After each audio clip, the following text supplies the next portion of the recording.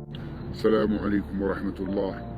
اسمع لهذه القصيدة للإمام علي بن أبي طالب كرم الله وجهه، والله وتالله أنها تنقش بماء الذهب. يقول: لا تخضعن لمخلوق على طمع، فإن ذلك نقص منك في الدين.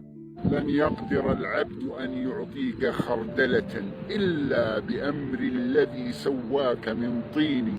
فلا تصاحب غنيا تستعز به، وكن عفيفا وعظم حرمة الدين. لو كان باللب يزداد كل لبيب غنى، لكان كل ذا لب مثل قارون. لكنما الرزق بالميزان من حكم، يعطي كل ذي لبيب وكل مأفون.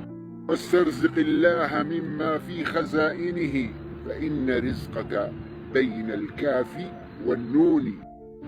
واستغن بالله عن دنيا الملوك، كما استغنى الملوك عن دنياهم بالدين.